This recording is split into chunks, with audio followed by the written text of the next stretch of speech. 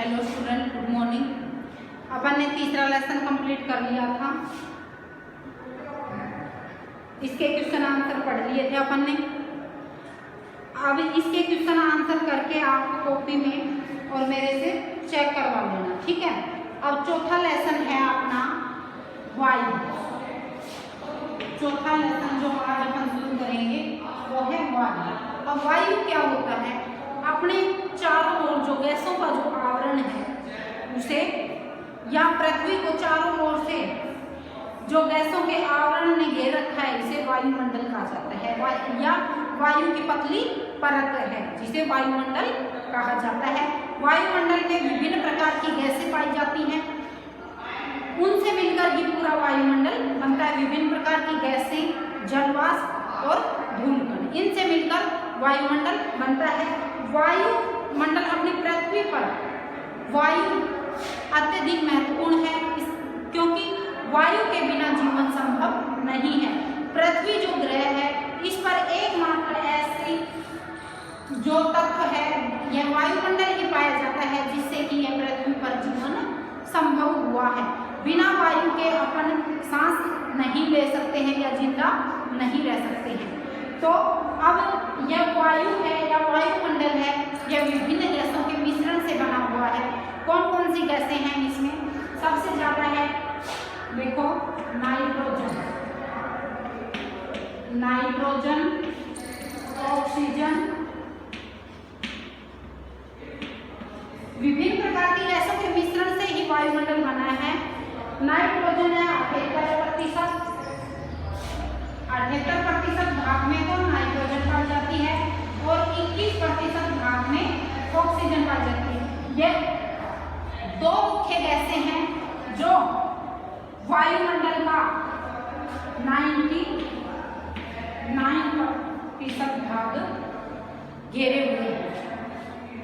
99% भाग पे तो दो गैसें पाई जाती हैं।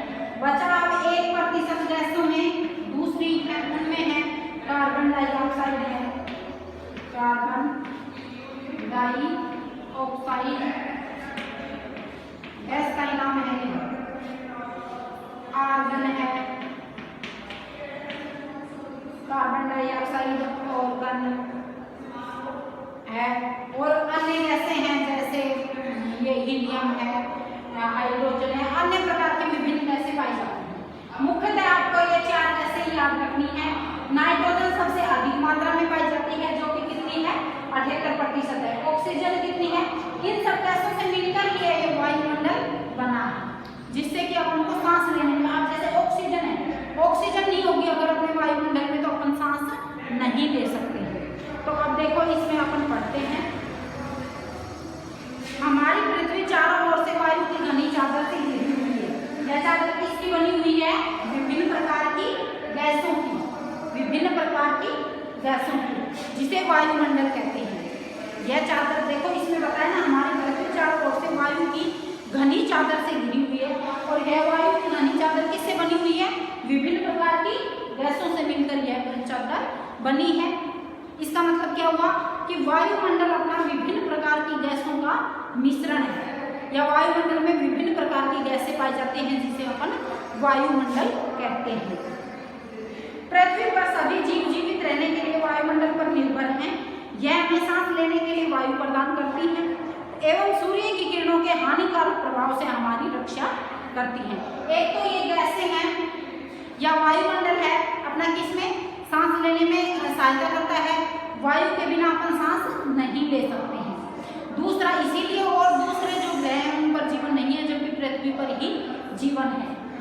इसके अलावा अपन क्या करता है, सूर्य से अगर वायुमंडल नहीं होएगा तो, क्योंकि सूर्य से वायुमंडल में विभिन्न प्रकार की गैसें हैं और ये गैसें क्या करती हैं, जो सूर्य से हानिकारक गैसें जो तेज किरणें आती हैं उनको अपने आप में अवशोषित करके, और ये धरातल का जो पृथ्वी का है, यह वायुमंडल का जो निचला भाग है पृथ्वी पर, उसको यह उपयोगी बनाए रखते हैं। यहाँ पर न तो ज्यादा तापमान रहता है और न ही ज्यादा ठंडा रहता है, ठीक है। यदि सुरक्षा की यह चादर न हो तो हम दिन के समय सूर्य की गर्मी से तप्त होकर जल सकते हैं, रात के समय ठंड से जम सकते हैं। अतः यह वायु राशि है जिससे पृथ्वी के तापमान को रहने योग्य बनाया है। अब वायुमंडल ने ही पृथ्वी को रहने योग्य बनाया है। अब है वायुमंडल का संगठन, ये मैंने तुम्हें बता दिया। वायुमंडल का संगठन कि वायुमंडल किन किन से मिलकर बना है। यह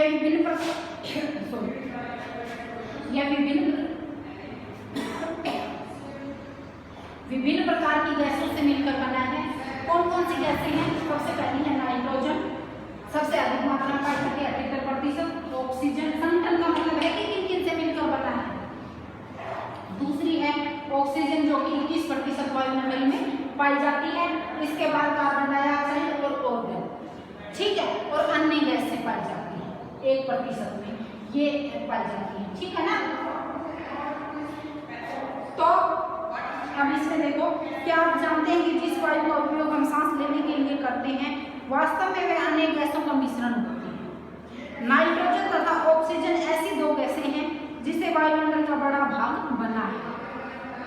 carbon dioxide, helium, ozone, argon एवं हाइड्रोजन कम मात्रा में पाई जाती है।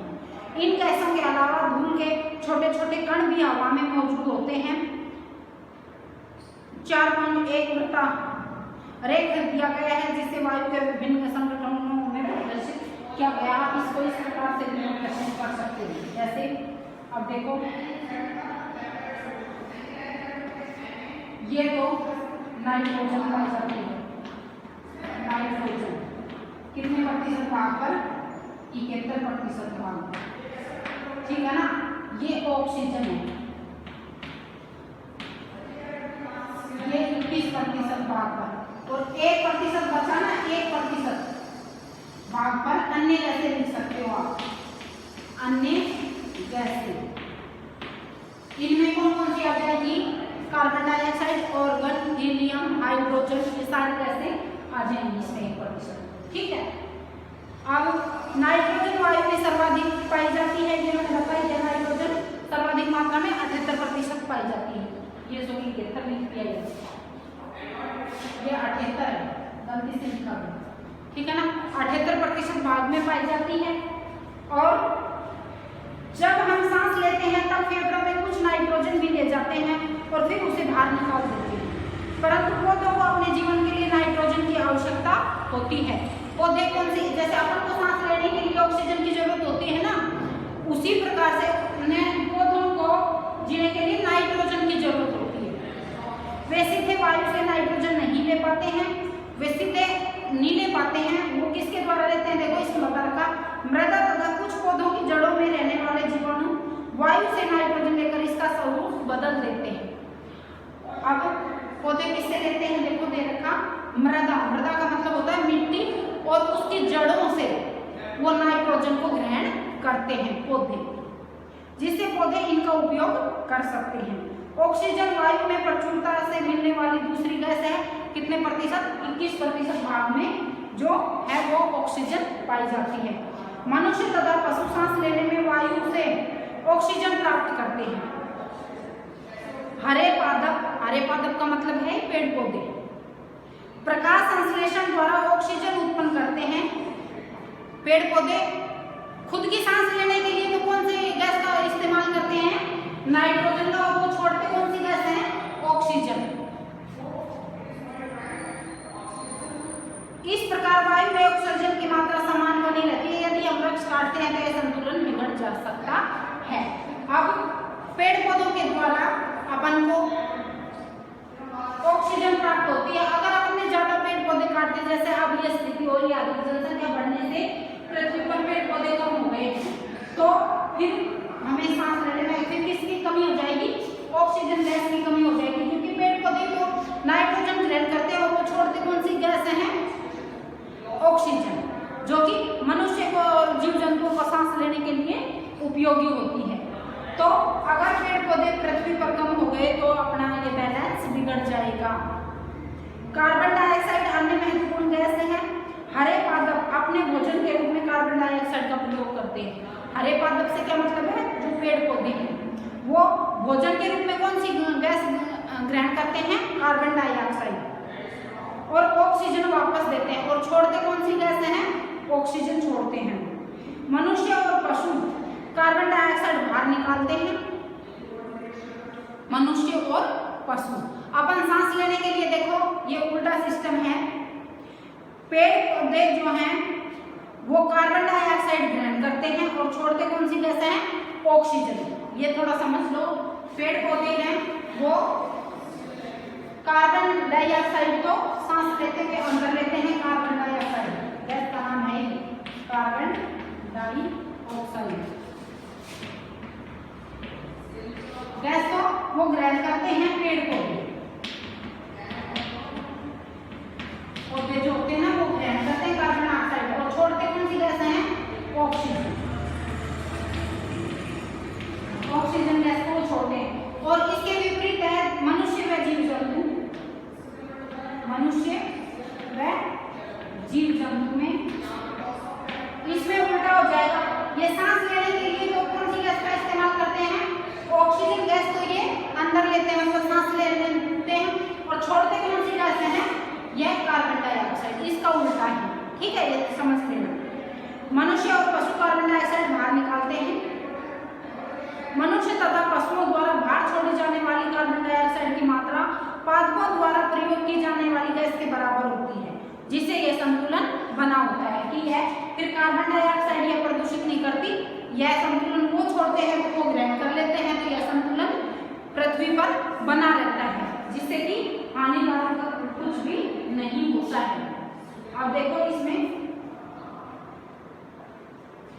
परंतु यह संतुलन कोयला तथा खनिज तेल आदि ईंधनों के जलाने से गड़बड़ा जाता है। अब इसका मतलब क्या हुआ कि यह मनुष्य और जीव जंतु विपरीत इनका स्वभाव है कि कार्बन डाइऑक्साइड गैस ग्रहण करते हैं और छोड़ते हैं। यह संतुलन तो बना रहता है, लेकिन जो पृथ्वी पर कोयला व ईंधन पदार्थ जो भी और अपन जलाते हैं या जिन जिन से अपन और गैसें जो प्रदूषित गैसें जो छोड़ते हैं, इसका मतलब क्या हुआ कि प्रदूषण के द्वारा यह संतुलन कौन सा संतुलन? जो मनुष्य और जीव पेड़ पौधे कार्बन डाइऑक्साइड ग्रहण करते हैं और ऑक्सीजन छोड़ते हैं। मनुष्य और जीव जंतु क्या करते हैं? कार्बन डाइऑक्साइड को छोड़ते हैं और ऑक्सीजन ग्रहण करते हैं। ठीक है, तो लेकिन यह संतुलन जब तो ठीक है जब मनुष्य और जीव जंतु पेड़ पौधे ये रहेंगे, लेकिन इनका और भी कोई उपयोग करते हैं, जैसे मनुष्य हैं वो प्रदूषण जो फैलाते हैं, जैसे कोयले का उपयोग करते हैं, पेट्रोलियम का उपयोग करते हैं, विभिन्न प्रकार के जो उद्योगों के द्वारा देखो कितना प्रदूषण, विभिन्न प्रकार की गैसें निकलती हैं जिससे वातावरण प्रदूषित हो रहा है ना, तो इससे यह संतुलन बिगड़ जाता है,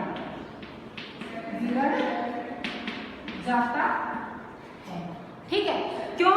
क्योंकि अगर अपन पृथ्वी पर जैसे पेड़ पौधे और सिर्फ जीव जंतु रहते तो यह संतुलन बना रहता है, लेकिन अब यह अधिक जनसंख्या बढ़ने से यह संतुलन काफी बिगड़ गया है, क्योंकि प्रदूषण देखो कोयले का उपयोग अधिक होता है, ईंधन का उपयोग जैसे पेट्रोलियम है, खनिज तेल है, ये मिट्टी का तेल है, ईंधन के रूप में अपन लकड़ियां जलाते हैं, जंगलों को जलाकर साफ किया जा रहा है, और विभिन्न प्रकार के उद्योगों में जो कचरा निकलता है या जो विभिन्न प्रकार के जो मशीनें चलती हैं उनके द्वारा जो प्रदूषण फैलता है, जो प्रदूषण वो प्रदूषित गैसें छोड़ते हैं ना, तो जिससे वातावरण में वो संतुलन बिगड़ जाता है। इसमें ये बता रखा है वे वायुमंडल में प्रतिवर्ष करोड़ों टन कार्बन डाइऑक्साइड की बढ़ोतरी होती है।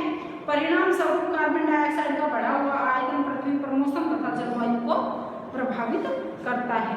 अब मौसम और जलवायु को प्रभावित क्या करता है? क्योंकि जितने अपन उद्योगों में, अब देखो इसमें ये बताया गया है कि जो जीव जंतु हैं या मनुष्य है वो तो कार्बन डाइऑक्साइड गैस छोड़ते हैं और ऑक्सीजन ग्रहण करते हैं।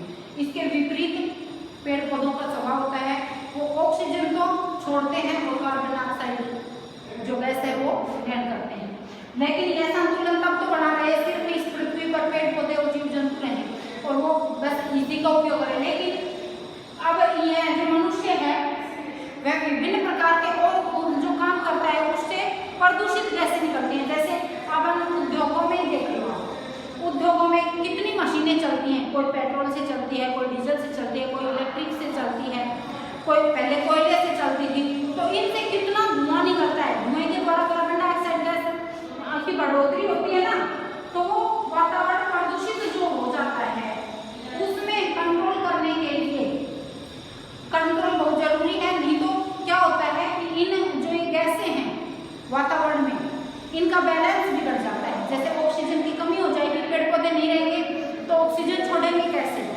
पेड़ पौधों की कमी होने से ऑक्सीजन की कमी हो रही है ना, तो सांस लेने में दिक्कत आती है, विभिन्न प्रकार की बीमारियां। आप देखो अपने ये कहते हैं कि ओजोन जो परत है, ओजोन गैस पाई जाती है ना जो सूर्य से आने वाली हानिकारक किरणों को अवशोषित करती है, उसकी अब प्रदूषण के कारण उसमें छेद हो गया है या वो प्रदूषित हो गई है। तो इससे अब जो सूर्य की किरणें हैं वो अपने तक यहाँ से आकर विभिन्न प्रकार की बीमारियां, विभिन्न प्रकार की परेशानियां उत्पन्न हो रही हैं। तो इसका मतलब ये है अपन ने ये पढ़ा आज कि पृथ्वी पर जो ये गैसों का जो ये संतुलन है इसको अपन को बनाए रखना चाहिए, जिससे कि अपन को इनमें सांस लेने में या रहने में अपन को परेशानी नहीं आई। अगर इनका बैलेंस बिगड़ गया, कोई गैस कम हो गई और कोई गैस अत्यधिक ज्यादा मात्रा में हो गई, तो इससे क्या बैलेंस बिगड़ जाएगा और विभिन्न प्रकार की परेशानियों का सामना अपन को करना पड़ेगा। आज अपन ने पढ़ा है वायुमंडल किसे कहते हैं। विभिन्न गैसों के मिश्रण से जो पतली चादर अपन को चारों ओर से घेरे हुए हैं पृथ्वी को पर पतली परत है उसे वायुमंडल कहते हैं। इसमें विभिन्न प्रकार की गैसें, वायुमंडल में क्या क्या होता है, विभिन्न प्रकार की विभिन्न गैसें, जलवाष्प व धूलकण, इनसे मिलकर वायुमंडल बनता है। ठीक है, अब वायुमंडल का संगठन का मतलब है कि किन से कौन कौन सी गैसों से मिलकर बना है। वायुमंडल के संगठन में आ जाएगा ये विभिन्न प्रकार की गैसें, जलवाष्प व धूलकण। ठीक है, अब विभिन्न प्रकार की गैसें कौन कौन सी मैंने बता दिया। नाइट्रोजन और ऑक्सीजन 99% क्षेत्र में पाई जाती हैं, 99% भाग में पाई जाती हैं। ऑक्सीजन अपन को सांस लेने के लिए जरूरी है। नाइट्रोजन ये पेड़ पौधे जो होते हैं उनका भोजन है। ठीक है, और इनमें अगर संतुलन बना रहेगा तो पृथ्वी पर जीवन आसान रहेगा। अगर इनमें किसी भी प्रकार की हानि हो गई या ये प्रदूषित हो गई तो अपना संतुलन बिगड़ जाएगा। अब आगे कल पढ़ेंगे।